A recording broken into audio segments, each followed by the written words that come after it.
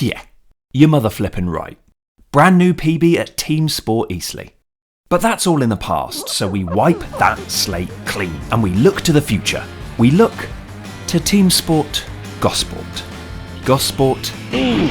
Gosport. No. Gosport. Oh, come on, Hart. Oh. Ooh boy. Welcome to Clean Slate Karting.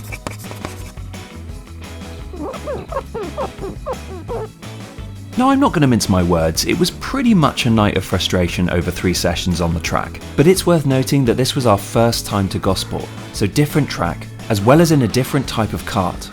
So session 1 is about to begin, and this first lap gives us a good opportunity to go through the track, and to point out corners I won't ever get to grips with. Speaking of grip, the first few laps of course are going to be slipperier than usual, and I should take things easy and just get a nice feel of the track, but already I'm struggling.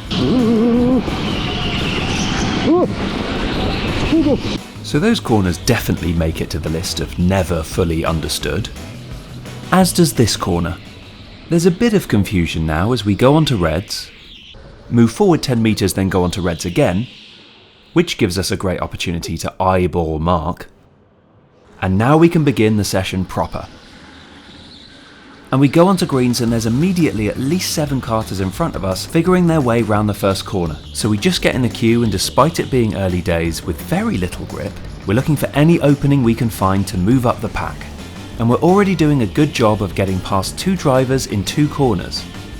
We slalom and slip our way through this S-bend, what became my least favourite part of the track, and use this outside line to be aggressive enough to move up another place. We want to tap the brake and flick right on this corner, and then we'll go round another corner I never really fully understood. But speaking of braking, we're yet to try the brake and flick method, and, well, no time like the present. So that didn't work, and I give myself a little pep talk. Okay. Yep, that's it, that's the pep talk. And it definitely didn't work, because for the next 10 or so minutes of this session, I've lost a bit of confidence, and it takes me a while to build that back up and try the brake flick method again. What that spin out has meant is that the traffic has cleared up a bit for me, and I can start to follow the lines of the kart in front of me. That said, if there's ever an opportunity for an overtake, I'm definitely going to take it. 19 goes wide and we can just follow 22, oh no, we'll just pop round kart 22, and 18 and now 1 take that opportunity to get back out in front. This isn't the end of the world though, because there are 2 McLaren race suit drivers out there, and they turned out to be pretty helpful with a race line I could try and copy. The way 1 gets past 19 makes it look easy, and I take this inside line with aggressive intentions, but stumble my way around this corner and 19 gets on the gas and pulls away. After a couple of laps of figuring out more corners and just enjoying life behind 19, one of the McLarens are held up by a back marker, which bunches us up together.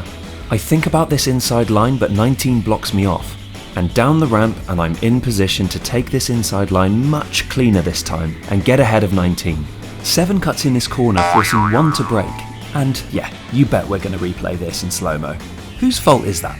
Is 7 turning into aggressively, or is 1 being aggressive by not braking earlier as 7 isn't looking behind? I'm no marshal, so I've absolutely no idea. Feel free to leave a comment if there's an obvious answer that I'm just not seeing at all. Now, something I want to discuss as we're all over the back of 7 is these karts are different to the karts I've used before. On several turns on each session, particularly the first, I found when I was putting my foot on the accelerator, the kart was taking about a second to respond. And you're going to see throughout this video some sort of hand movement or gesture every now and then when it's happening, and it's completely foxing me. For now, we'll take this inside line past 7 as we slowly get more and more comfortable with that corner. And for the first time, we have some clean air in front of us. But that's not going to last as we move on to yellows and find out that it's poor old Mikey who spun out. This does, however, give us a target to race for and a potential new line to copy. Now, that braking issue that I just mentioned is about to come into play as I mess up this corner. But as I push on the accelerator, I don't get much acceleration straight away, which is why we heard that lovely little growl.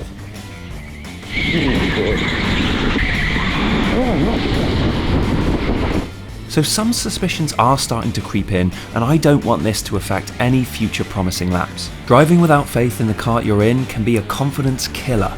Overtaking, however, can be a confidence booster, and I don't know why 22 slows up so much here, which leads me to getting a bump from behind.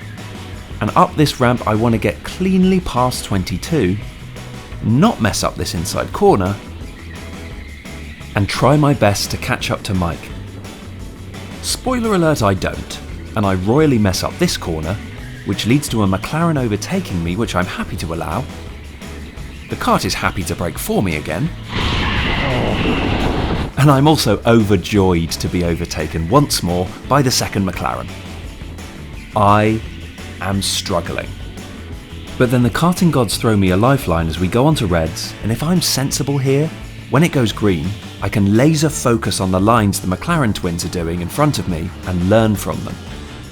I pretend to warm up the tyres as if that's going to solve the issue of me driving badly. We're back onto greens, and the plan of following the McLarens is only really a good idea if I'm able to keep any kind of pace with them, which I am not. Also, these corners, man, I wobbled through that last one. And I go through this corner that I'm building up a nice and consistent rhythm of starting to really mess it up every single time. And whatever line I was hoping to follow from these two karts in front literally half a lap ago is now unavailable to me, as they are, well, they're gone. They're in the distance, they are off into the sunset, and we are alone once more. You'd like to think with my alone time I can really use this to focus and master the track, really right some wrongs with some of the corners out here. No, instead I'm going to show you some wonderful lowlights of session 1, including that corner just then, as well as my growing annoyance with my random braking issue.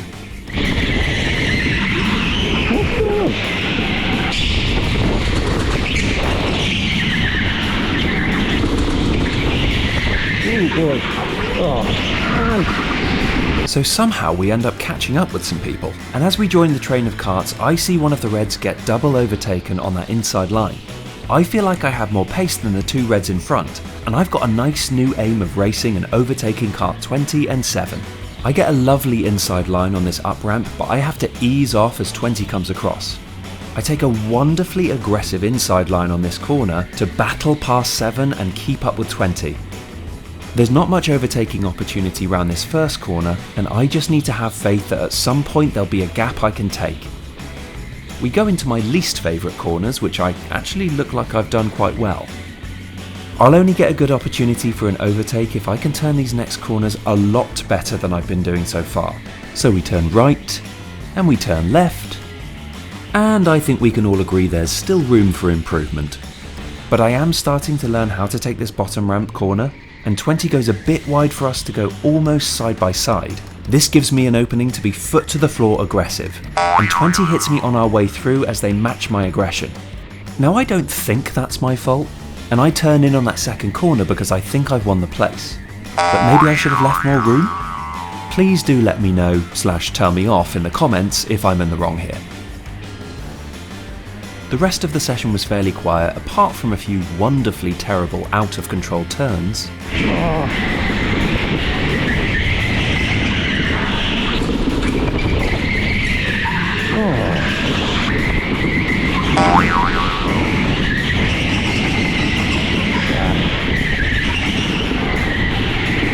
And the session ends, and I'm happy to be changing karts after mostly just being confused by my random auto-braking. Not to mention how confused I also was with some of those corners, so I could definitely do with a little debrief with the guys. But despite my mood, I still have time to wave to the fans.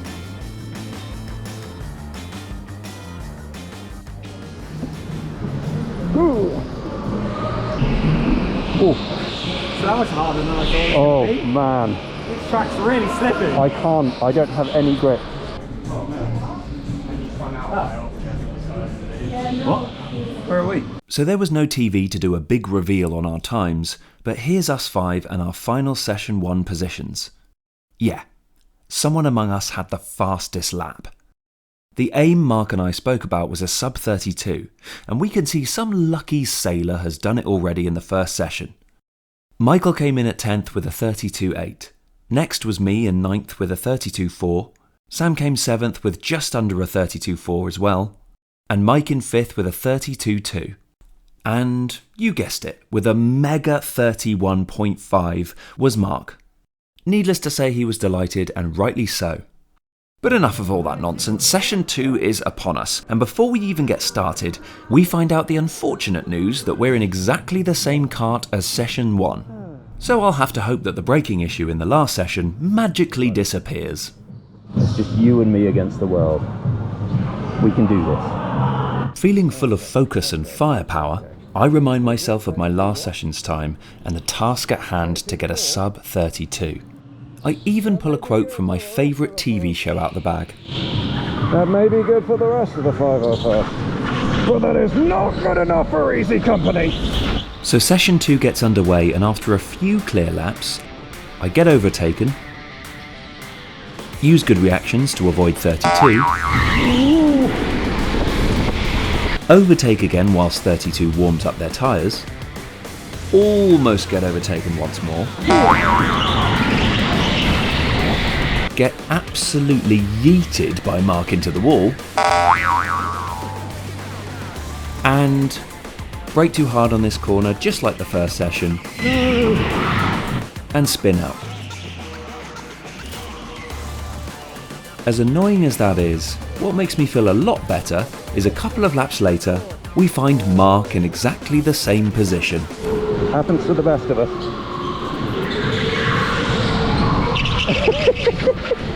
Thus begins my favourite battle I've had in a go-kart, and I'm absolutely delighted that it's against Mark. We've also got Michael in front of us, so I'm going to follow his line as best I can and defend for my life. Any corner I come out of wide is a risk for Mark to take the inside line. Luckily he's not taken it on that corner, and down this straight, I tap the brake to cut round this corner and I'm still in front, and now is not the time for a braking issue. I've built up a lot of confidence on this down ramp corner and the quick tap brake routine to get round, so I'm not worried about any overtakes here. Full throttle down this straight, and I shoot through under the tunnel, and I can practically feel Mark breathing down my neck. Oh no, he's right there! He's right there! Oh, what? I'm generally of the opinion that I don't like being chased. Hey, who isn't? And definitely mess up more when I am. And these turns are making great evidence to this. I'm getting nervous as I look over my shoulder, expecting to see Mark on the attack. But I'm fully focused on nailing this corner. That's what we're talking about. And I'm still out in front, feeling pretty cool. Yep, still feeling pretty cool. Anyway, we're coming up to some back markers, including Michael, and the kart in front seems to be holding him up. We catch up pretty quickly, and I know we can't see him, but Mark is still right there on my bumper, and I'm still holding firm in my defence. The kart in front of Michael cuts into the next corner, forcing Michael to slam on the brakes. And speaking of brakes, my familiar braking issue rears its ugly head, but somehow I don't suffer any overtaking wrath, and Mark is still behind me. Half a lap later, Michael is still trying to find a way through, and I'm still nervously looking over my shoulder. I'm trying to leave no spaces at all, so stay in the middle of the track and brake late round this corner. Full throttle through here, and again the pressure of being chased gets too much. And I mess up this corner, and Mark is a kitten's whisker away behind me, ready to overtake with any opportunity. I'm not thinking about lap times at all right now. If I can finish this session in front of Mark, I'll be delighted. But there's still so much work to do as Michael finally gets round kart 20. I come alongside kart 20 and stay side by side through this straight. But I have the speed on the outside line and mad aggression to pull round this corner first. What we can't see is Mark has seamlessly followed me past kart 20 as well, and kart 22 does me no favours by slowing me down here.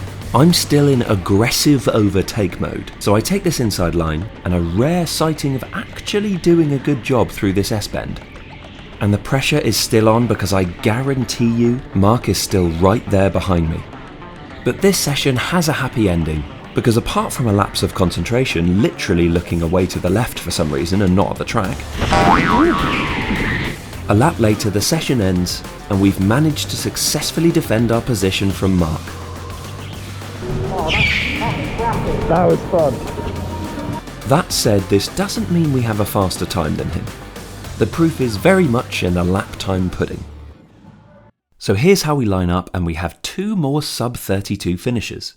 But am I one of those? Or am I that one who was only 0.027 seconds off a sub-32? That would be tough to take. I'm going to say it, that would be embarrassing. Anyway, Sam comes in 9th with a big improvement of 32.1. Yep, I think we're all not surprised with me coming so close to a sub-32. The 31 Club new members are Mike in 7th, Michael in 6th, and missing out on first place this time by 0.2 seconds is Mark topping our personal leaderboard. But this is still okay. We have one final session, one final attempt to get below 32 seconds. And it's a bit of a rush start as I get a new GoPro battery quickly, argue with the people I'm holding up, and rush out on track to begin session 3. I pull out of the pits on speed 2. So get overtaken here. And then the kart shifts into speed 3. And for this session, dear session 3, Oh, I don't want people behind me. I'm going to bring up an overtaking counter. For everyone who overtakes me. Yes, session 3 is the most frustrating session I've ever had in my go-karting career so far. We're going to skip ahead, and I just want you to make a note of that McLaren coming down the ramp there.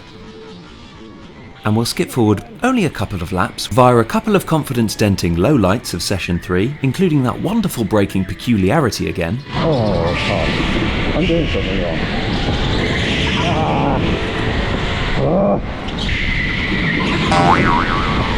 And, well, 10 has pulled a gap on me so far they're no longer visible. And, oh, look where that McLaren is now.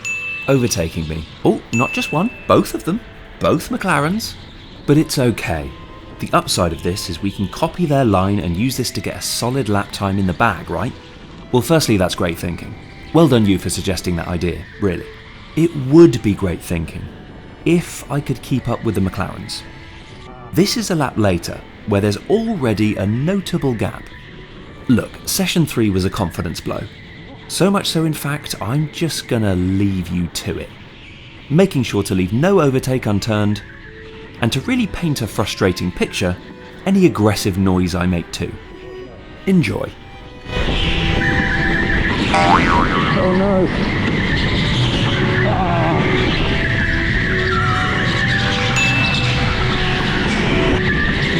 I hate this. Oh my goodness me, man. Losing it.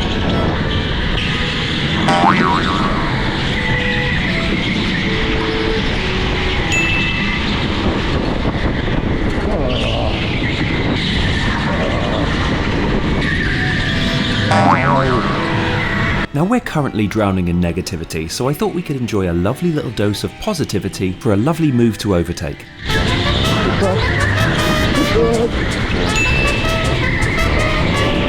Very nice, Sam, if I do say so myself.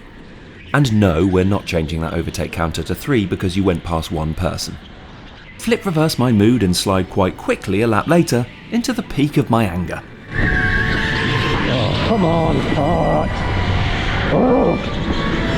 And probably for the best, that was the final lap of the session. That was horrible. As much as I respect my own opinion of that session, there was nothing particularly horrible about my fastest lap time in session 3. In the final session of the day, we all make it into the 31 Club. No surprises who almost makes it to the 30 Club at the top there with that insane time. Sam comes in at 8th with a 31.9. Michael comes next with a 31.7, and with all that complaining and bad vibes, I've come 6th with a respectable 31.6.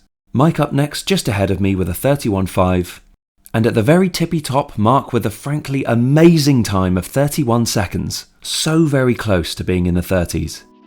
Now Gosport was a great track, I know, I was miserable and moody for a lot of it, but that shouldn't take away from another great night of thrills and spills at TeamSport. Catch you on the next one. Oh, and come on England. I'm recording this on the day of the final, so I can't believe we won an extra time, eh? Hey? Hey?